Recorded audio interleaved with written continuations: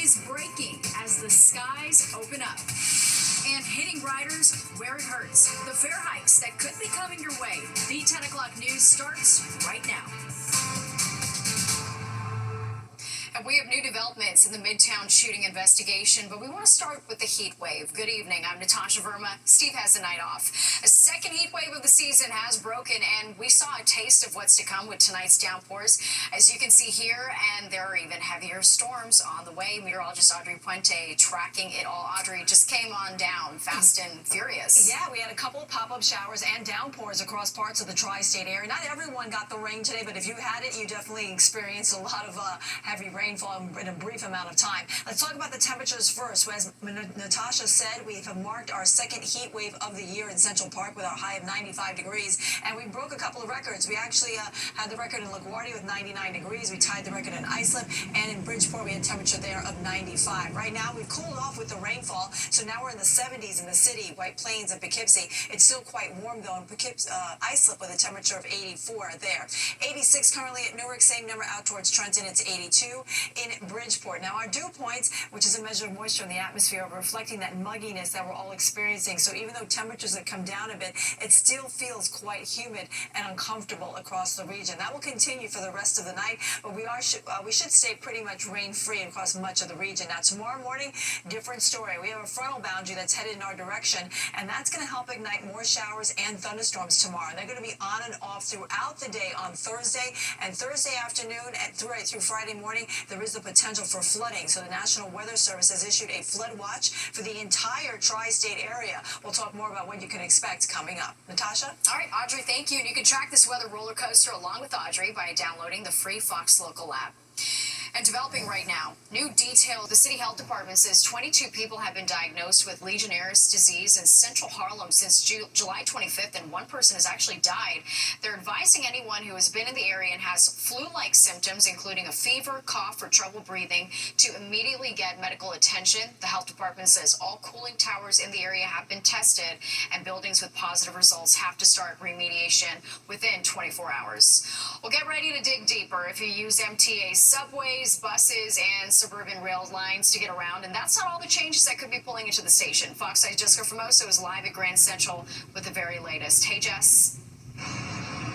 Natasha, these possible fare hikes not sitting well with commuters, nor Mayor Eric Adams, who tonight is calling out the MTA, saying the agency is already collecting billions of dollars from congestion pricing. Now, take a look. This is what the MTA is proposing.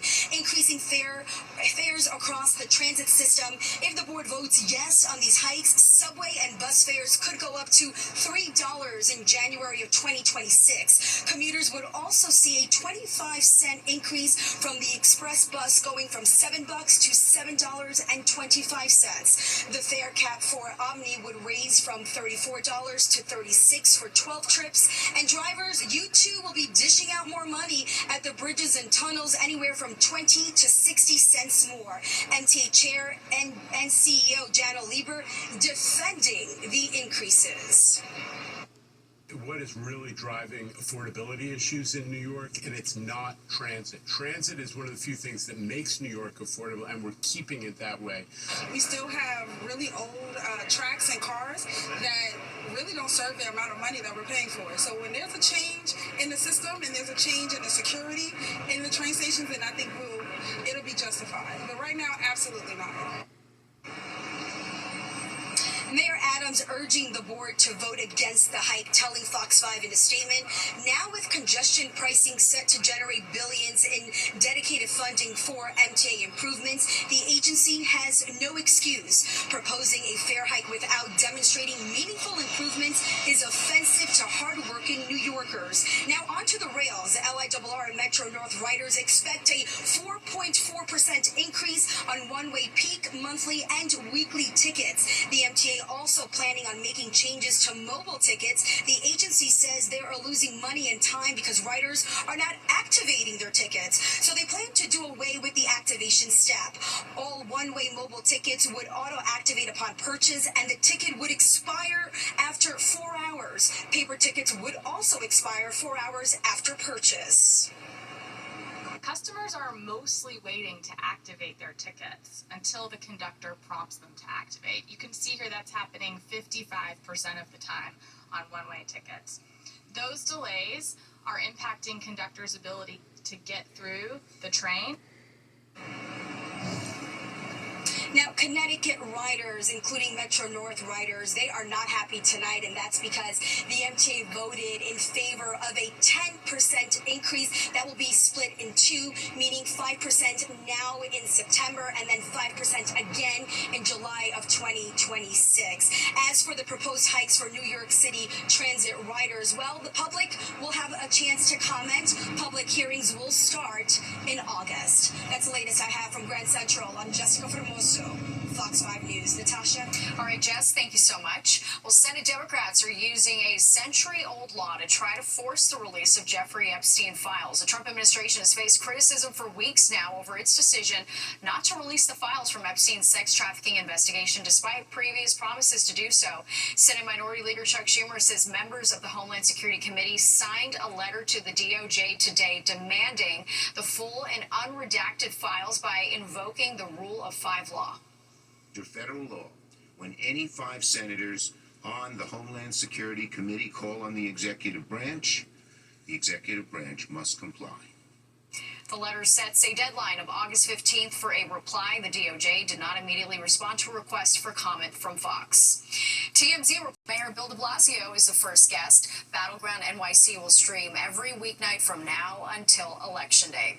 Well, Kamala Harris says that she will not run for California governor in 2026. In a statement released by her office, the former VP said in part, quote, "I love this state, its people, and its promise. It is my home.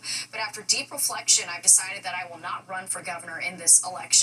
Harris's decision extends a guessing game about her political future. She could mount a third run for the White House in 2028 after unsuccessful bids in 2020 and 2024.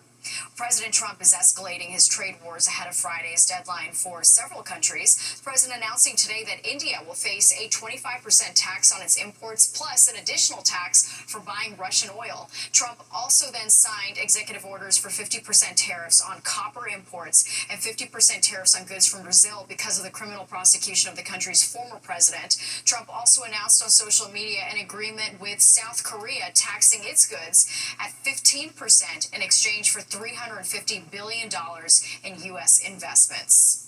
A label mishap triggering a recall tonight after some High Noon vodka seltzers were mislabeled as Celsius energy drinks, which, as Fox 5's Kendall Green shows us, is opening a whole can of worms.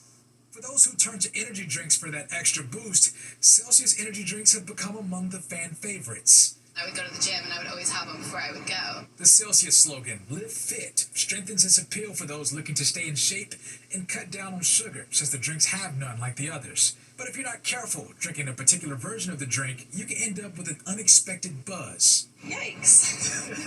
That's not good. I don't want to be getting drunk when I'm drinking an energy drink. Due to a mix-up, some of the cans are actually filled with High Noon vodka seltzer, specifically Celsius Astro Vibe and Sparkling Blue Raz editions. Those cans were then packed up in High Noon variety packs and shipped out to stores. And High Noon vodka seltzers have about 4.5% alcohol.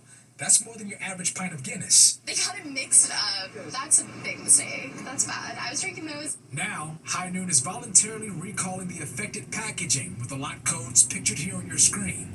But the company added consumers should double-check the lot numbers on Celsius drinks bought individually to make sure they don't contain the boozy beverage. Now, the product's parent company says since issuing the recall, there's been no serious consequences. But for those who love the drink, they question what this means for those concerned about maintaining their sobriety. There are people who are alcoholics and they are trying to stay clean. And then there are people who are allergic to alcohol.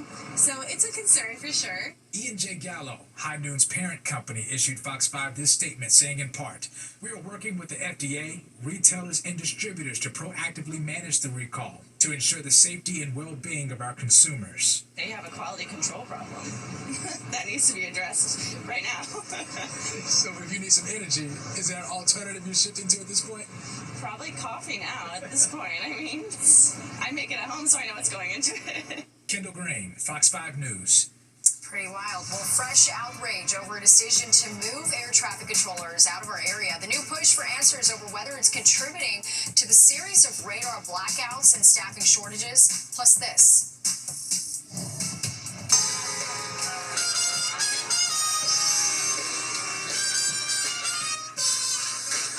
Lining the streets in England to pay their final respects to legendary rocker Ozzy Osbourne.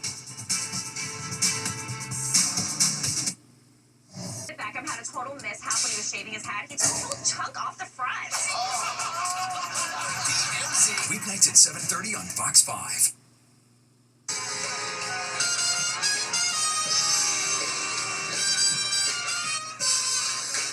Thousands gathering in Birmingham, England to say their goodbyes at the funeral of Black Sabbath frontman Ozzy Osbourne. He grew up in the city, and it's also the birthplace of Black Sabbath. In 1968, Osbourne died just over a week ago at the age of 76. And tsunami warnings and evacuation orders are still in effect for parts of South America, including Colombia and Chile, but the worst of the risk appears to be over for other areas after a huge earthquake off the coast of Russia. The 8.8 magnitude quake was one of the strongest ever recorded. It sent tsunami waves into Japan, Hawaii, and along the western coast of the United States.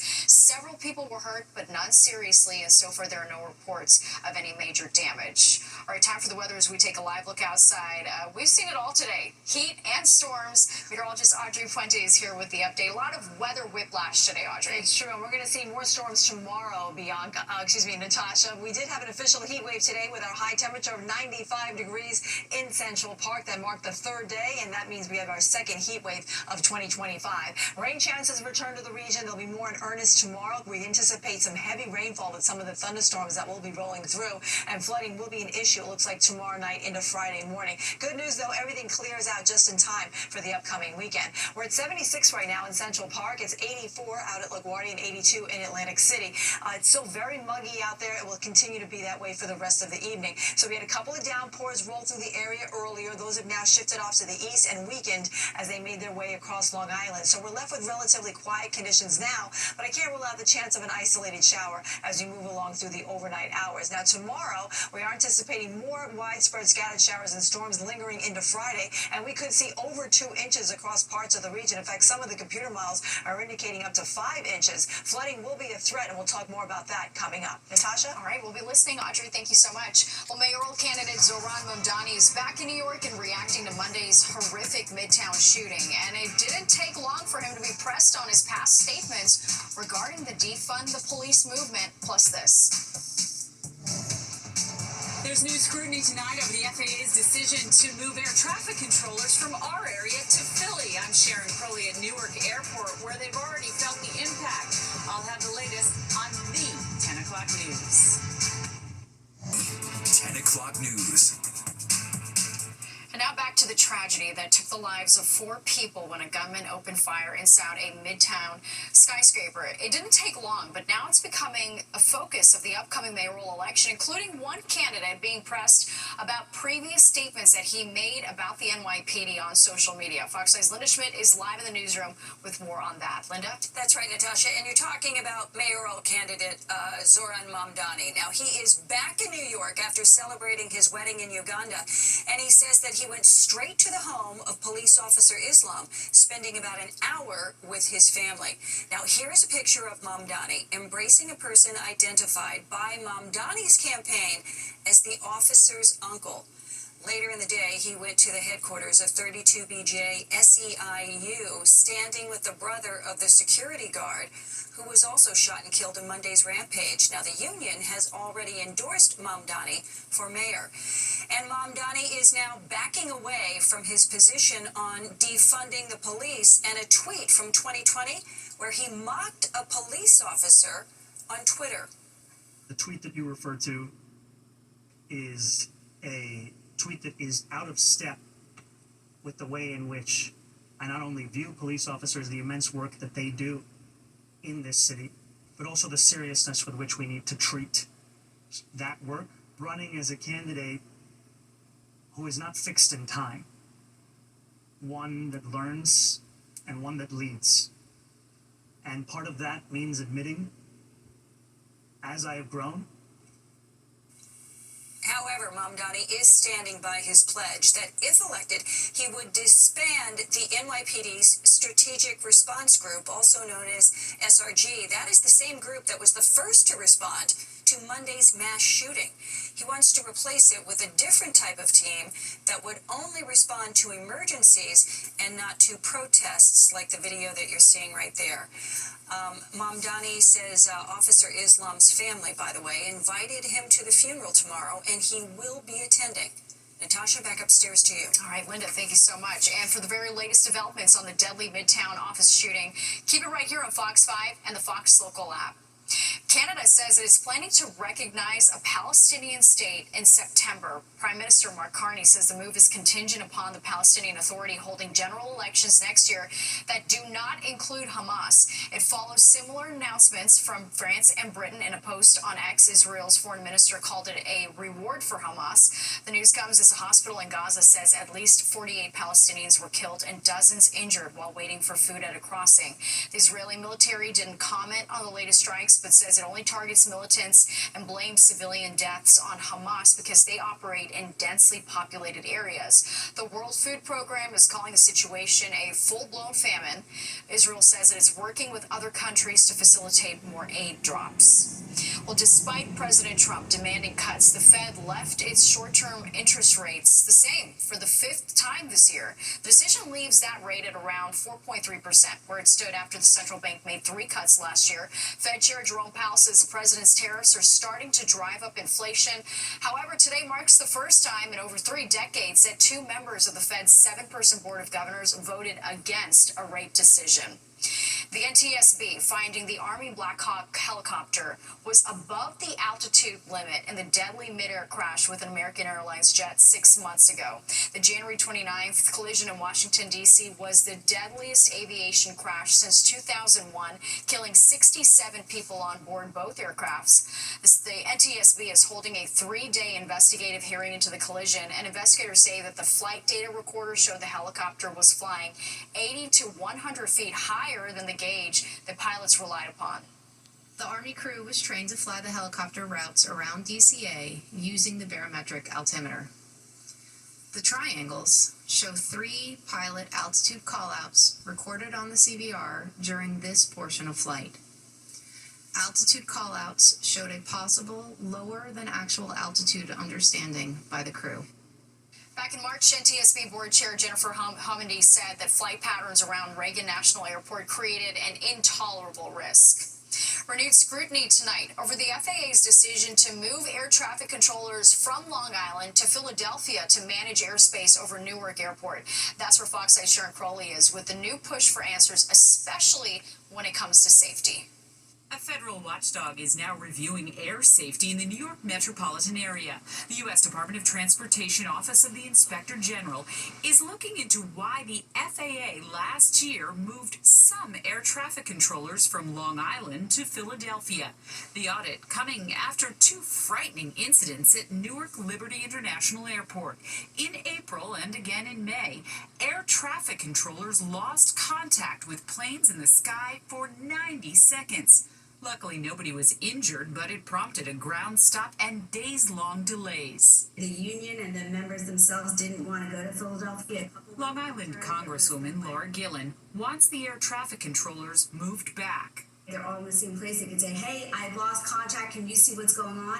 Whereas if you have to pick up the phone, it delays that communication in real time. And also, if there's an emergency and you lost contact with your aircraft, you might not pick up the phone because you're going, oh my God, what's going on? The air traffic controllers that left Long Island are not in the towers at individual airports. They work together under one roof until last year at a facility in Westbury, Long Island, known as the Radar Approach Control Facility, or TRACON. Their job is to guide air traffic after planes are in the sky and have left the airport. These controllers covered the congested airspace above JFK, LaGuardia, Newark, and Philadelphia. They're pretty much guiding those airplanes into the vicinity of the airport before they actually are handed off to the control tower for landing clearance. Kyle Bailey is a pilot and former FAA safety representative. Those two 90-second blackouts, the chance of those happening are about 1 in 11 million, and we actually had 2 of those in the course of about a year. So I think this audit is definitely needed to see what has to be done. So that federal audit will start next month. They'll be looking at operations here in Newark and also in New York and Philadelphia with the goal of trying to make air travel safer. Sharon Crowley, Fox 5 News. Well, getting in the game at Barclays Center, we're going to take you to an all-girls basketball camp hosted by the New York Liberty, aimed at empowering the next generation on and off the court. Plus this. Listen up, moms and dads. There's a new approach to parenting that may sound familiar. I'm Richard Giacobis with all the details next on the 10 o'clock news. Fox 5 is a broadcast home of the New York Liberty, and this week the team is hosting an all-girls basketball camp. It's meant to get girls excited about the sport and give them a chance to build their skills and confidence at the same time. Fox 5's Meredith Gorman checked it out at the Barclays Center. The New York Liberty and Brooklyn Basketball are hosting an all-girls basketball camp at Barclays Center this week, aiming to encourage the next generation of young athletes both on and off of the court. We want to instill in them a love of the sport, a love of working together in a team environment and in a team sport. And we know that that also helps girls translate in the classroom with better skills for really staying focused, for working together, and for doing better in school. The camp is being held for the second year in a row for girls aged 6 to 14. Wednesday, they got to experience their very own mock media day, complete with the full experience of being a WNBA star. Being a professional athlete, or in really a lot of professions, it's not just what you do on the court, it's what you do off the court. And so for our players, obviously, speaking to media, posing for photos is a big part of their days, and it's become an even bigger part of the sport. And for the girls who stepped off the court after doing their drills on Wednesday morning, it feels surreal to be playing in the same place as some of the best basketball players in the world. I kind of can't even believe that, Team Liberty practices here. I'm so grateful for this opportunity to practice on this court. It's amazing because, I'm on the same court as the Liberty, the champions, and it's just an honor. The high-energy camp giving the next generation of basketball players the chance to grow their game and build confidence on and off the court. Meredith Gorman, Fox 5 News. Well, it's a new parenting trend that may sound familiar, but it's got a catchy new name. Why more moms and dads are embracing the FAFO method. Plus this. She's said to be one of the youngest and most talented gymnasts in the country. I'm Jody Goldberg here on Long Island. I'll introduce you to the 8-year-old who just returned from the Junior Olympics coming up. It's not quite free-range parenting, but it's loosening the reins a little bit. Fox 5 dad and reporter Richard Giacobis breaks down the FAFO, or the F around and find out method. Did you ever have one of those days where you felt like, I'm a bad parent, or say to yourself, I'm just not doing this whole mom and dad thing the right way? Well, let's face it, no one gave us parents a how-to book, but in the face of toddler tantrums, you may want to forget the gentle approach. These days, it appears as if all bets are off. And they start watching scary clown videos. And now I'm over here thinking I should order a Pennywise costume for Halloween. The newest trend on TikTok is FAFO parenting, an acronym for F around and find out. Within certain boundaries, yes, it can work. I think it gives the child a sense of empowerment. What this trend is talking about is the cause and effect method. FAFO parenting is when a mom or dad doesn't come in for the save, but rather lets life teach the lesson. Let your child pack their own bag, manage their own time, or even face minor school consequences. If a child refuses to wear a jacket, don't force them. You let them go outside, feel a cold. And next time, I can assure you, they'll grab the jacket themselves. If you're attentive to what your child is involved in and what they're doing, you don't have to F around and find out. You'll already be engaged and you'll know.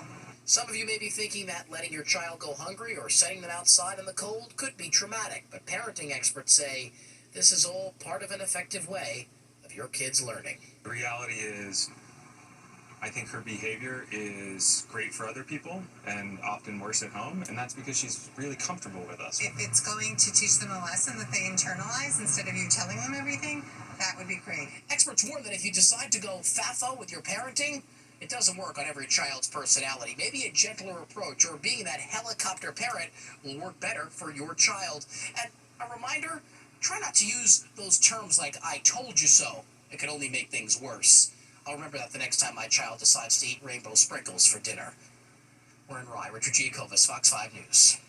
All right, time for weather as we take a live look outside. The sun has set on this second official heat wave of 2025. Meteorologist Audrey Puentes here with what we can expect for tomorrow. What we can find out, Audrey. Yes, we are expecting more rain, Natasha, across the region. But as you mentioned, we now have our second official heat wave in Central Park for 2025, and that's when we hit the temperature of 95 degrees. That's close to the record. That was 98 back in 1933. Our average high is about 85, and we'll actually be closer to that tomorrow for a change. Right now we're at 76 in the park, at 75 in White Plains. We've cooled off nicely because of the rain that came through earlier, but it's still feeling muggy out there with our dew points in the 70s. This makes it feel very humid outside, and that will continue as we go along through the rest of the evening and tomorrow too. Even though temperatures tomorrow will be cooler than we've seen over the last few, it will still feel very muggy outside. All right, so look at the satellite radar. It shows that the rain that came through earlier has now shifted off to the east, and it's also kind of diminished in intensity too. I'm still going to leave in the chance for a couple of isolated showers overnight, but we're not expecting the downpours that we did experience earlier this afternoon. Other than that, it's relatively quiet across much of the northeast. We have a couple of showers popping up across central Pennsylvania and more so over towards the Great Lakes. There's a front that's waiting in the wings that is yet to push into the region here. It's a stronger cold front. We had a weak one come through last night. This one, though, off to our west, this one is sparking up showers and storms around Chicago, into the Great Lakes, through Ohio, and now just edging its way towards western portions of New York. Now, with this front, we are expecting it to actually stall over our area. It's not going to be a fast mover, so that's going to be problematic because we're going to see showers and storms right along it, and they're not going to move out rather quickly, which means flooding is going to be a major threat as we go into tomorrow afternoon and into Friday morning. So for the rest of tonight, again, just a chance of a couple of isolated showers. When you wake up tomorrow, we'll generally see mostly cloudy skies. We could get some peaks of sun early, but have your umbrella handy because we're going to see rounds of rain start to come in here. Here we are in the afternoon hours in time for the evening commute where we're seeing the heaviest rainfall starting to work its way in here. And we're going to see rainfall rates up to 2 to 3 inches an hour. That could result in some flooding, some major moderate flooding across parts of the area. And it depends on where the front sets up when it stalls out to see where that heavy rain access will be. That's something we'll be monitoring closely as we move along through our Thursday. But everyone should be prepared to be having a flood threat. And that's why the National Weather Service has issued a flood watch for the entire tri-state area for Thursday. Friday morning, we see everything kind of clear out to the east, so no worries for Friday. In fact, if you have plans to go out Friday night, you should be just fine, although you might need a jacket because temperatures are going to drop dramatically behind the front with our highs only in the upper 60s to low 70s as we go into Friday. Saturday, beautiful. We're rising back up into the 80s, plenty of sunshine, and that will take us right into Sunday, too. Let's quickly revert back to the flooding threat. Now, here's what you can expect. We're expecting widespread moderate rain starting tomorrow afternoon right through Friday morning. As I mentioned, those rainfall rates, localized, it could be up to 5 inches in some of the computer models that's indicating that. So expect scattered to numerous instances of flash flooding, and minor to moderate flooding will be likely in places that are prone to it during major rain events. So tonight we're dropping down to 76. Tomorrow we go up to about 83. That's a big switch, but that's normal for this time of year. Watch out for rainfall in the morning on Friday. It'll be cooler with a high of 71, and we look great for the weekend. Nice and dry with plenty of sunshine and highs in the low 80s. Yeah, that looks good. All right, Audrey, thanks so much. The New York Aquarium is giving us an up-close look at its program to rehab coral. The aquarium received this stony coral from the Fish and Wildlife Service when it was illegally imported into the United States. The seized corals are now being kept and cared for at the aquarium while they are studied by scientists. Right now, they're off limits to the public, but they will eventually be on display for visitors. Small but mighty, a Long Island girl tumbling into the Junior Olympics. We're going to introduce you to 8-year-old powerhouse that you might one day see wearing a gold medal.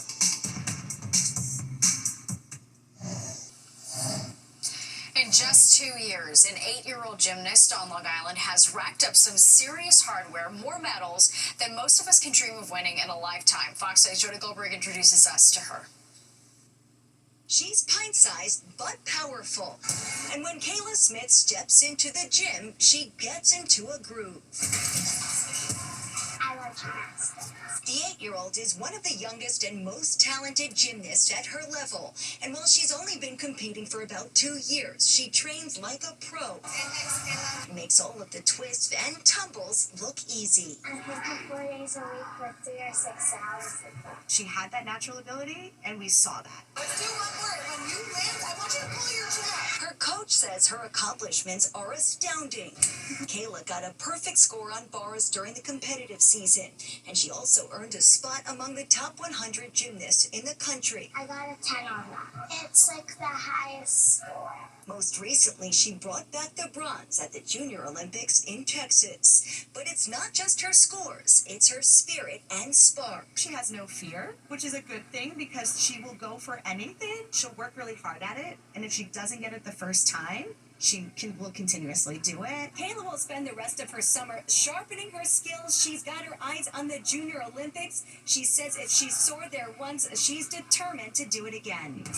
And once she's old enough, Kayla hopes to qualify for the Olympic Games. Her role model, Simone Biles. But her biggest cheerleaders are closer to home. Her teammates and her parents. She's determined, she shows commitment and focus, she gets straight A's, and so I can't ask for anything more. I'm very proud of her. A little girl proving big dreams are not just a balancing act.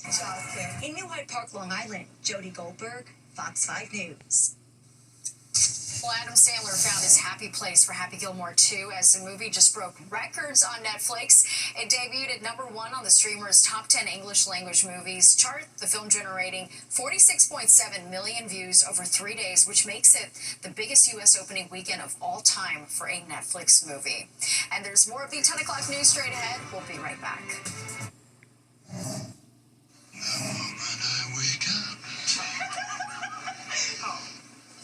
Before I put on my makeup, I say a little prayer for you.